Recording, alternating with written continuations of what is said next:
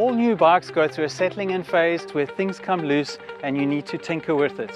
So in this video, I'm going to go through what you can expect from your new bike and how to set it up.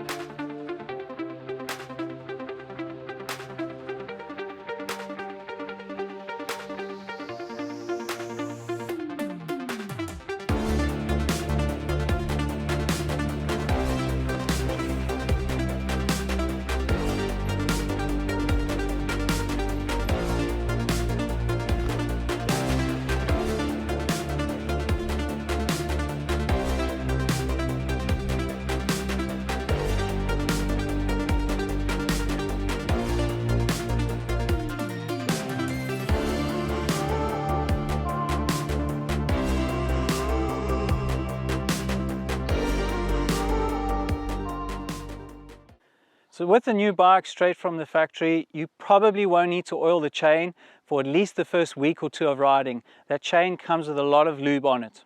With a new bike, especially with cable actuated gearing, that cable is going to go through a settling in process where it stretches over the first 10 hours of riding or so. So you will need to tinker and tweak and reset your gears over the first few rides. With the brake pads, straight from the factory, they go through a bedding in process when you ride them, so expect them to be a little vague, maybe not so sharp, and sometimes they make a little noise when they're brand new.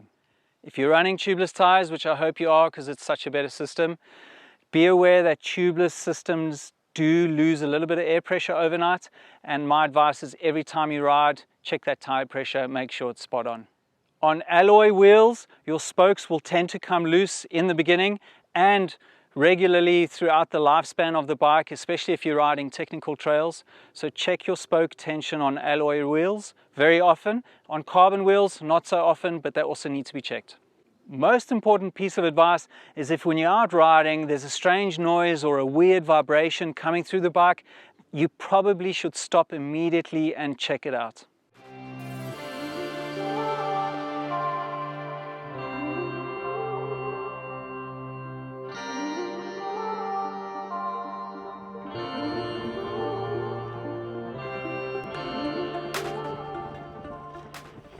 Okay, so moving on to the bike setup process, the first thing I'm going to talk about is bar width. The first thing about bars is they're all nowadays supplied wide so that you can trim to fit, okay? A few years ago, most bars on bikes were too small and guys had to upgrade them and fit an aftermarket bar that was wide enough. So nowadays, please understand, most bikes are sold with bars that are super wide so you can cut to your ultimate fit. To give you an idea of the range, an XC rider might go down to even under 700 millimeters, and a downhill rider will go up to 815, 820 millimeters. So there's quite a spectrum within the correct bar width, and it depends on how you ride, the bike you ride, where you ride, and so on. So to find the perfect bar width for you, one of the ways you can do is drop down into a push-up, put your hands into what you feel is the position you have the most power, hold your hands in that position, do your push-up, try a little wider, try a little narrower, go back to that original push-up position that you first dropped down into. That's probably where you have the most amount of power, and that's probably close to your ultimate bar width. Okay. Sounds rudimentary, but that's kind of what I do. I'm 1.76 meters tall and I run a bar width of 760 millimeters. I used to run a wider bar width, but bikes have gotten longer in reach. We're all riding bikes that are a lot longer. So if you're riding a bike that's got a long reach and you put a wide bar on it, you're going to battle in the turns. I see that a lot with riders I coach these days. The bars haven't been trimmed and the bike's got a much bigger reach number on it, which is amazing. It gives you stability.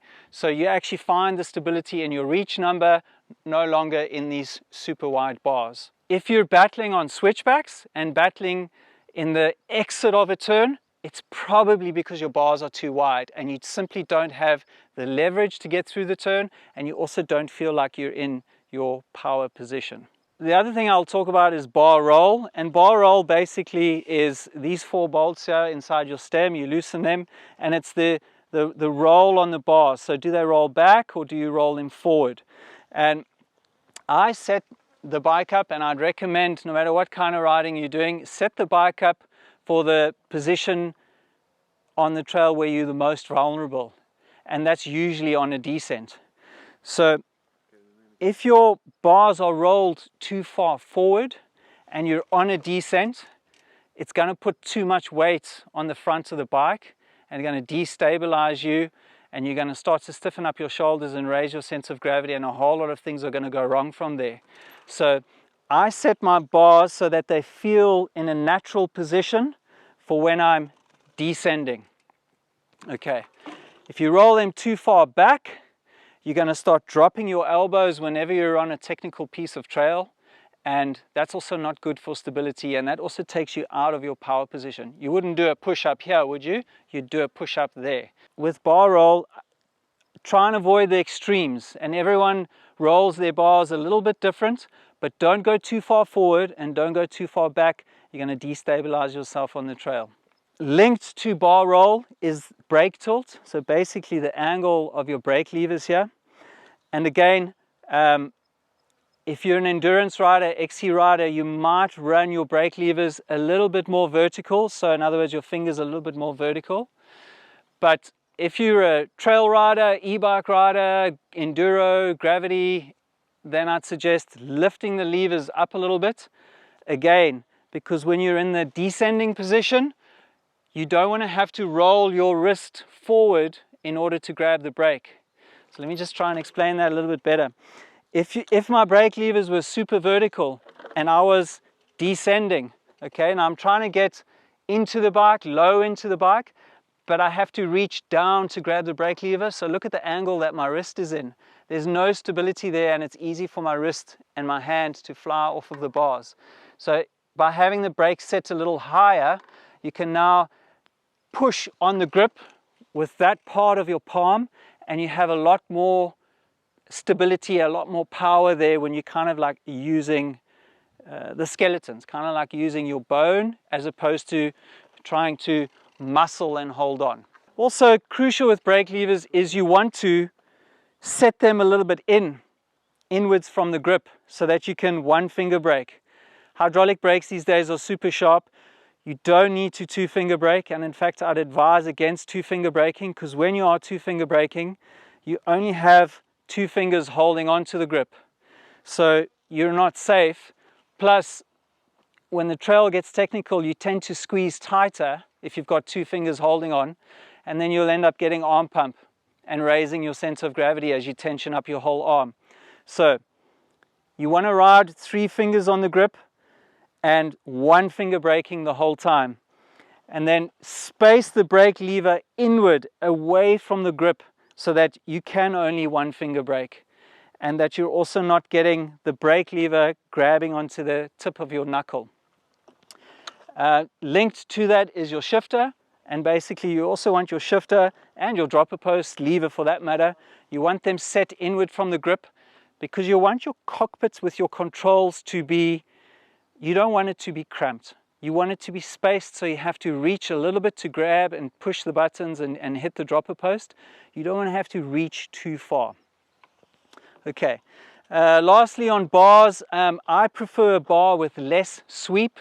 So a lot of bikes come with bars nowadays because the bars are super wide, so guys have put more sweep into them, and it takes you, look what it does to my elbows. So again, when you're descending, if you have a bar with a lot of sweep, you're turning your elbows in. You're turning your elbows out of that power position.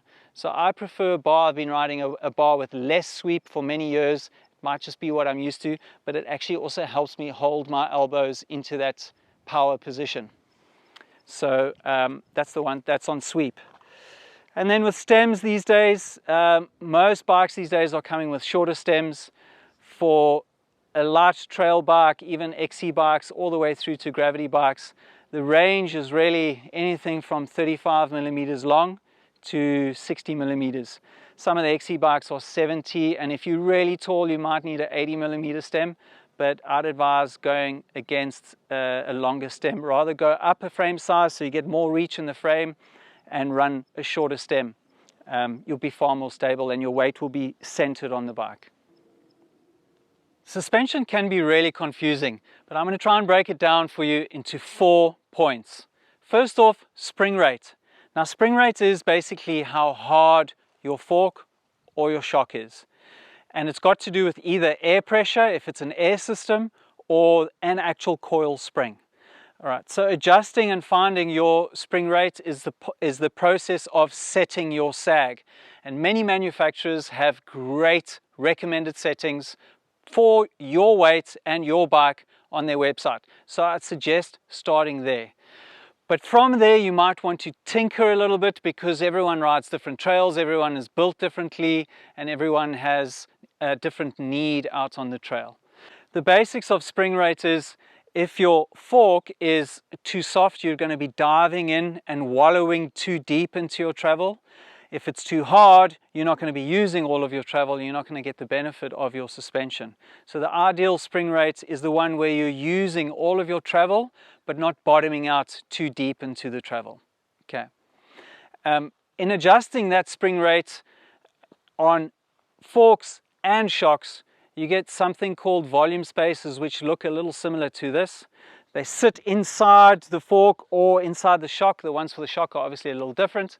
And basically it adjusts the size of your air chamber. So if you're running an air system, you can change the rate at which your fork ramps up. In other words, how quickly it gets harder. And that becomes very useful because you can prevent the fork from wallowing too deep into the travel, but you can still set it up so that it's super plush in the first part of the travel.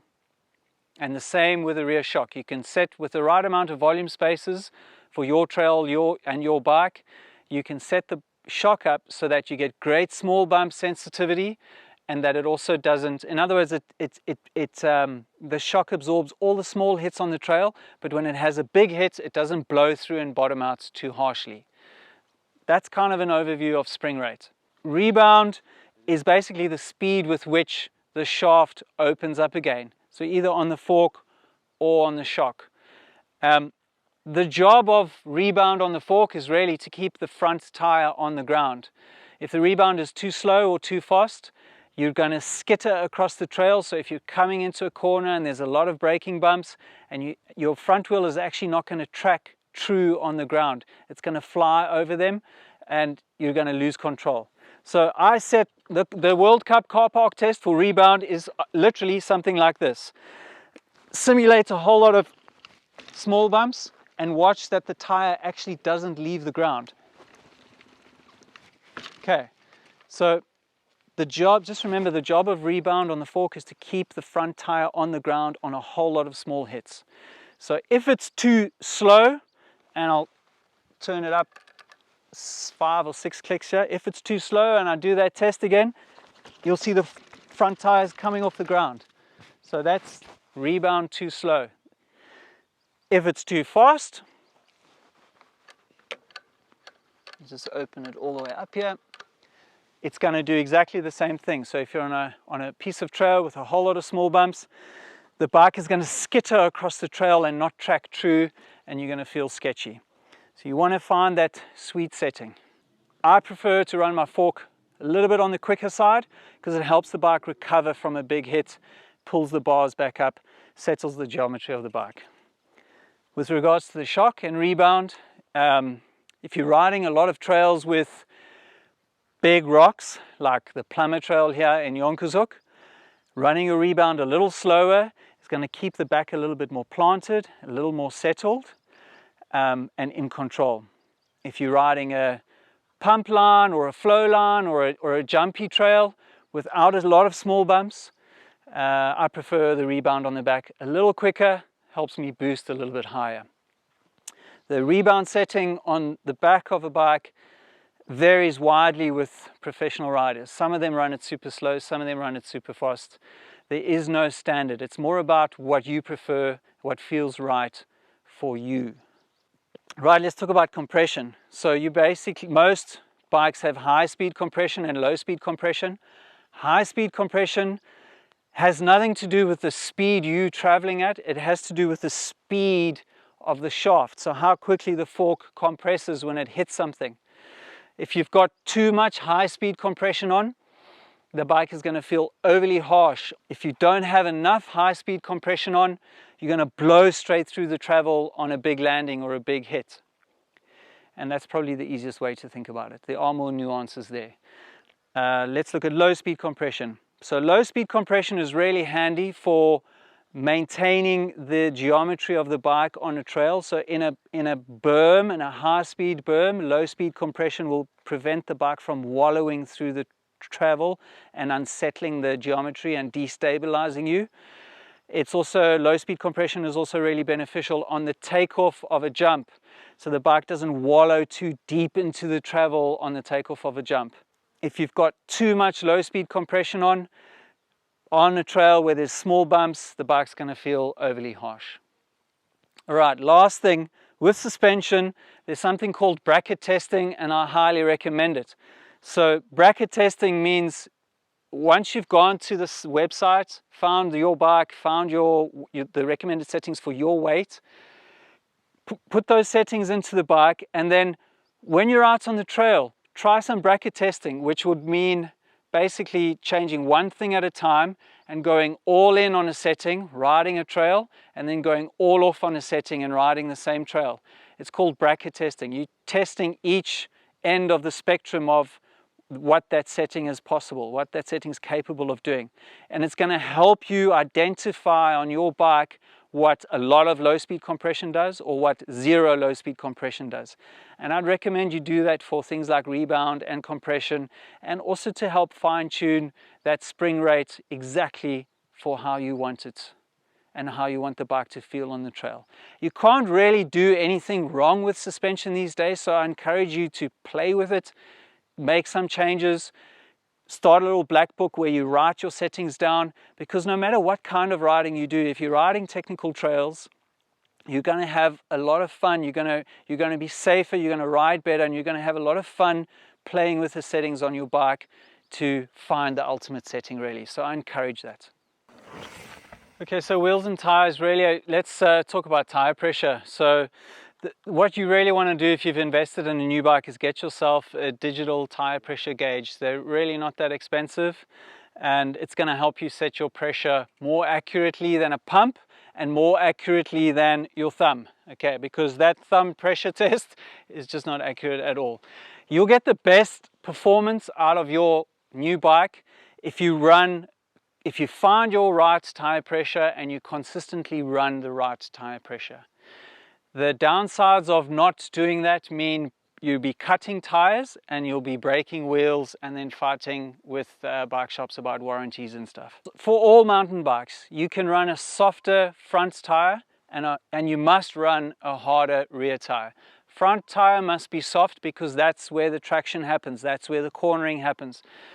If the front tire is too soft, you risk the front tire rolling and deforming when you're changing direction, and that is very destabilizing. You definitely want to run a harder pressure. If you're running too hard a pressure, the bike's going to be skittering all over the show. To find the right tire pressure for you, you kind of need to understand what it sounds like when the rim hits a rock. So when your tire hits a rock and deforms all the way, so the rock is now on the rim, that's where you risk breaking the rim. That's what cuts a tire or breaks a rim. So if you hear that happening a lot on the trail, then you need to go up on PSI. For a 120mm mountain bike, with most modern tires around these days, 2.2s or 2.4s, you can run, so I'm at 69 kilos and I run about 18 or 19 PSI on the front. And that's for an enduro bike, an e-bike, or like a 120mm versatile mountain bike like this Top Fuel. On the back, however, because the back wheel is hitting stuff a lot harder because there's a lot more weight on the back of the bike, on a bike like this, I'll go up to about 25, 28 PSI. On an e-bike, I'd go up to 35 PSI. And there's a lot of factors involved here. So it's not just a simple number, and I know you're probably saying, Myles, just give me a number, I want to run a number. You've got to actually play around with it and find the ideal number. So for that, I suggest using PSI, not bar. PSI gives you more increments. On a bike like this, I'd go about 18, 19 on the front, 25 to 28 on the back. On a bigger travel bike, I'd go up a bit on the back, even to 32, 33 PSI. Conversely, if I was riding something like the Epic on a bike like this, where I'm not nailing trails, because most of the trails I'm riding are blind, I'd go down on pressures a bit, which will give me a little bit more comfort. And I'd probably go down to like maybe 16 on the front and maybe 22 on the back. So you need to find the right tire pressure that works for your weight, your riding style, the bike you've got, and the trails you're riding. And the best way to do it is with a digital tire pressure gauge. And check them every time you ride. Cool, so that brings us to saddle height. Basically with a saddle, when you're pedaling, you want to have a bit of a kink in your knee, and you want to have the saddle low enough so that your spine isn't rocking from side to side as you're pedaling. The other thing with saddles to remember is these days we point the nose of the saddle a little bit down. It improves climbing efficiency and comfort. Okay, so finally we're talking about shoes and cleats. So the cleat position, most riders are starting to run the cleats slammed a little further back on the shoe right now. If you have been running your cleat far forward and you decide you want to try something different, my advice is to just change it like 2 millimeters or 3 millimeters at a time. But running the cleat further back helps absorb and disperse the load and forces a little bit better. And then also I set my cleats up basically the way I'm standing. So if my natural stance when I'm off the bike is toes a little bit outward, then that's how I set the cleats up on the bike, with the toes a little out and the heel a little bit in.